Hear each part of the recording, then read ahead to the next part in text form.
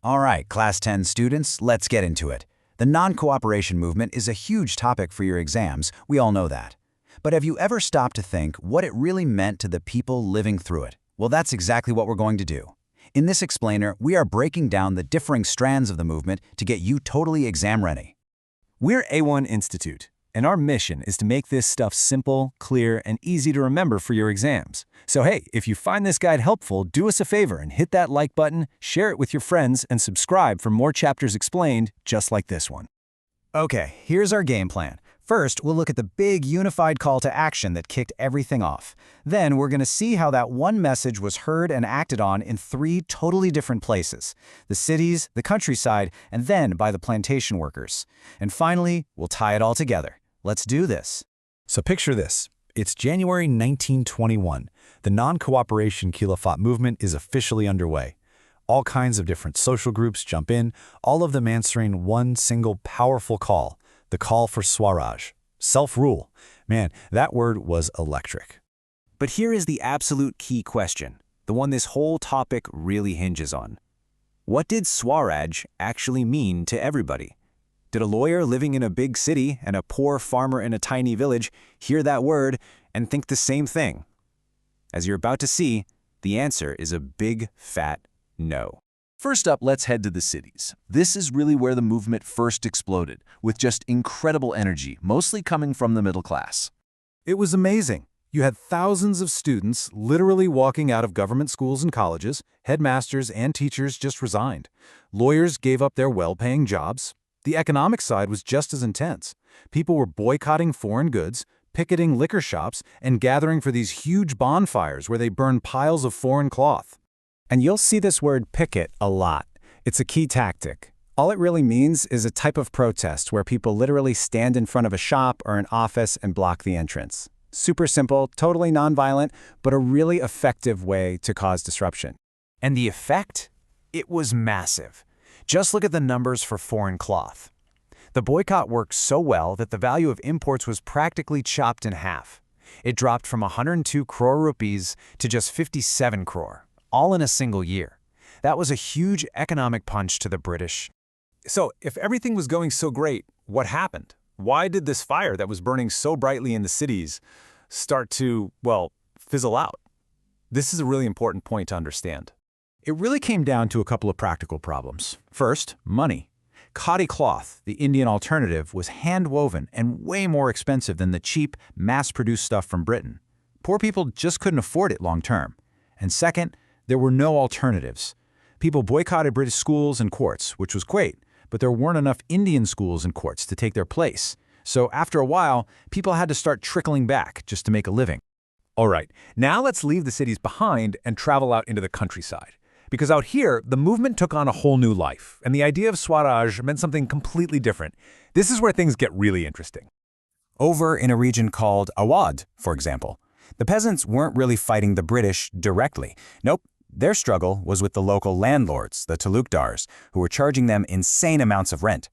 Their leader was this really interesting guy named Baba Ramchandra, and their biggest fight was against something called begar. So what's begar?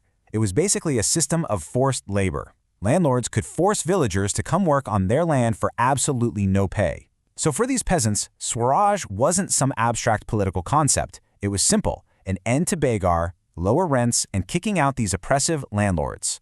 Jawaharlal Nehru actually went and met with these peasants, and you can just feel the admiration in his words. He called them brave men, calm and unruffled in the face of danger.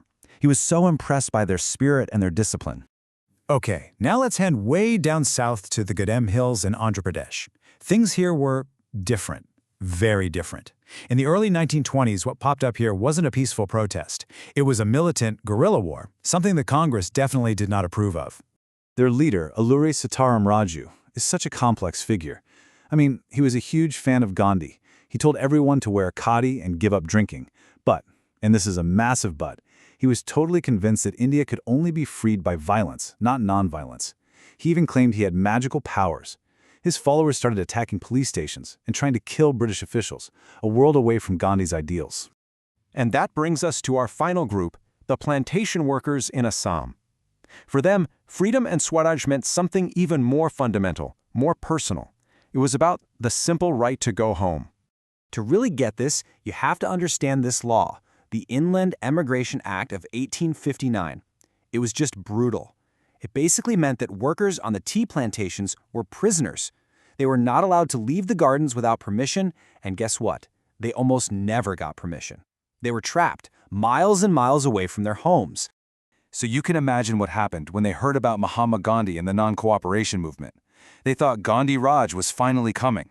And for them, that meant one thing. They could go home. They'd get land in their own villages. So thousands of them just disobeyed the rules and started walking. But it ended in tragedy. They got stranded because of a strike, the police caught up with them, and they were brutally beaten. Okay, so we've looked at the city folks, the peasants, the tribal rebels, and the plantation workers. 3 very different stories. Now let's put it all together. This is the part that will really lock it all in for your exams. Just take a second and look at this. For city dwellers, Swaraj was about freedom from British rules and institutions. For peasants, it was freedom from landlords. For the tribal people in the Gudum Hills, it meant getting their forests back, and they were ready to use violence to do it. And for the plantation workers, it was the most basic freedom of all, the right to go home. Same word, Swaraj, but 4 completely different struggles. And that right there is the main point. The vision wasn't the same for everyone. Everybody was interpreting Swaraj in their own way, based on their own suffering. They all chanted Gandhi's name, they all felt part of this one big movement, but the freedom they were imagining was one that would solve their own immediate personal problems.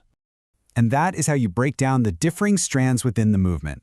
Understanding these different viewpoints is absolutely key to acing this chapter. We've got more explainers covering the rest of this chapter right here on our channel, so make sure you go and watch those next. And if you want to get fully prepared with our complete notes, personal guidance, or you're interested in admissions, get in touch with us at A1 Institute. All the details, including our phone number, are waiting for you in the description below. Thanks for watching, and good luck with your studies.